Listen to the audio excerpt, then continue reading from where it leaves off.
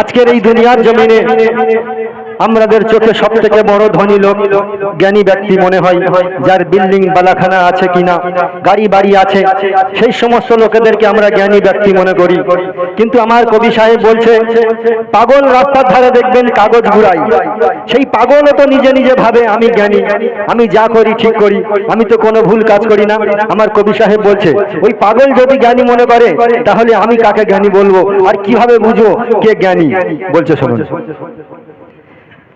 কে ধনী কে জ্ঞানী বুঝবো কেমন করে, পাগল তো নিজে জ্ঞানী মনে করে, পাগল তো নিজে জ্ঞানী মনে করে। কে ধনী আর কে জ্ঞানী বুঝবো কেমন করে, পাগল তো নিজে জ্ঞানী মনে করে। তারপর কি হচ্ছে মনোযোগ সহকারে শুনবেন। এক বাদশাহ সভা করে বলিল সবাইকে, এক বাদশাহ সভা করে বলিল সবাইকে, বাদশাহী দিতে চাই, নিতে চাও বলো কে? আর বলছে তবে একটা শর্ত আছে, মেনে নেবে যে বাদশাহী তার হাতে তুলে আমি দেব তখন। আর বাদশা বলছে 5 বছর পরে আবার নেব, 5 বছর পরে আবার নেব ঘন জঙ্গলে চিরতরে দেব ছেড়ে। আর সেখানে সাপ বিছু কত কিছু গো, সাপ বিছু কত কিছু আছে তার ভিতরে, তার মাঝে দেব ছেড়ে।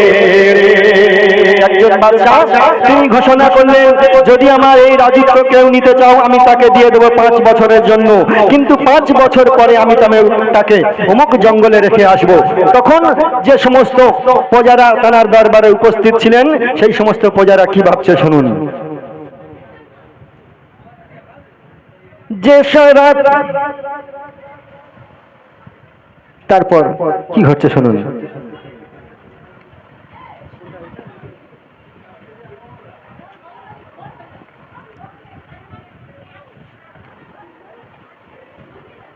তো বাদশাহ যখন ঘোষণা করলেন, বলো তোমরা আমার রাজত্ব কে নিতে চাও, আমার রাজত্ব দিয়ে দেবো এবং 5 বছর পরে জঙ্গলে রেখে আসব। তারপর কি ঘটছে শুনুন। যে শোনে সে ভাবে মনে কেমন ঘোষণা, যে শোনে সে ভাবে মনে কেমন ঘোষণা, 5 বছর পরে হবে জঙ্গলে ঠিকানা। সেই প্রজারা ভাবছে সাপ বিছু কত কিছু আছে তার মাঝে, আর বাঘ সিংহ আমাদেরকে ছিঁড়ে ছিঁড়ে খাবে। আর বলছে হতে চাই না রাজা, আর পেতে চাই না অমন সাজা, হতে চাই না রাজা, আর পেতে চাই না অমন সাজা, ভিখারির বেশে ভালো আছে হিসাব মোদের সোজা। সেই প্রজারা ভাবছে ভিখারির বেশে ভালো আছি, হিসাব মোদের সোজা। এই বলে এক এক করে সবাই ফিরে গো, এক এক করে যাই ফিরে ওই দরবার ছেড়ে। আর বাদশাকে পাগল মনে করে। সবাই এক এক করে ফিরে যাচ্ছে যে বাদশা আমাদের কি পাগল ভেবেছে, আমাদের 5 বছরের জন্য আজত্ব দেবে এবং 5 বছর পরে আমাদের জঙ্গলে ছেড়ে আসবে, এমন আজত্ব আমাদের চাই না। তখন এক ধারে এক জীর্ণ যুবক বসেছিলেন, সেই যুবক এসে রাজাকে বলছে, এক জীর্ণ যুবক ছিল ওগো, এক জীর্ণ যুবক ছিল পাগলের দেশে। আর কি বলে, আমি হতে চাই রাজা, বলে হেসে হেসে। এক জীর্ণ যুবক ছিল পাগলের বেশে। আর বলছে আমি হতে চাই রাজা, বলে হেসে হেসে। তখন বাদশাহী তুলে দিল ওই পাগলের হাতে। আর বলছে 5 বছর পরে তৈরি থেকো যাবে ওই জঙ্গলেতে। বলছে 5 বছর পরে তৈরি থেকো যাবে ওই জঙ্গলেতে। শোনো পাগল কি করে ওই 5 বছর ধরে জঙ্গল সাফ করে, সেখানে মহল গড়ে। যখন বাদশা 5 বছরের রাজত্ব ওই পাগলের হাতে দিয়ে দিলেন, কিন্তু ওই পাগল 5 বছরের মধ্যে ওদিকে জঙ্গল কেটে সব সাফ করে দিল, ওখানে একটা মহল বানিয়ে দিল। বাদশা দেখছে পাগল নয়তো, এ তো বেশ ভালো মানুষ, আমার প্রাসাদে থেকে জঙ্গলে একটা মহল গড়ে নিয়েছে, এর তো আর কোনো ভয় নেই। তখন বাদশা বলছে কি, বাদশা বলে পাগল নয় গো,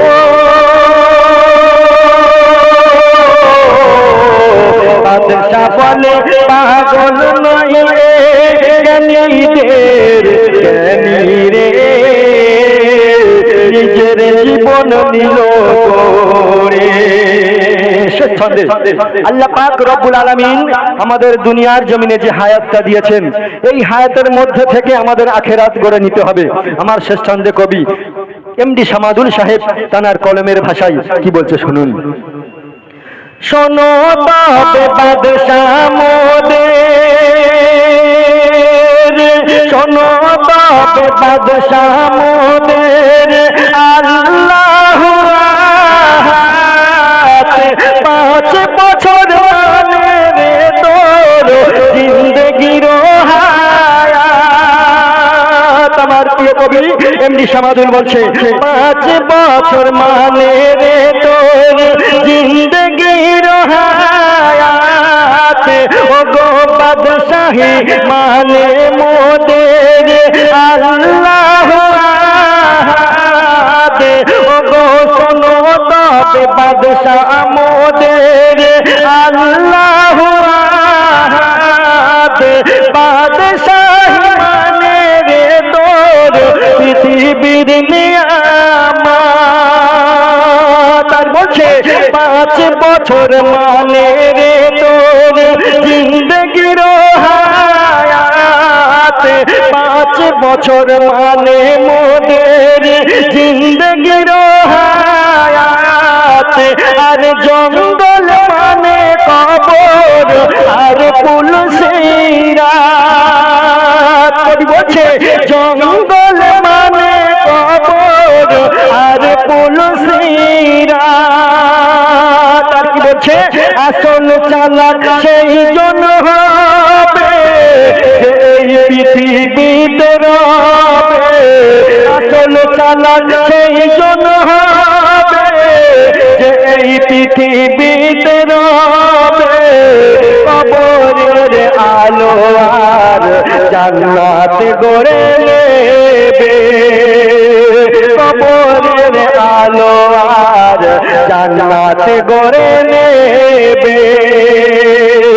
এমডি সামাদুল তুই গো,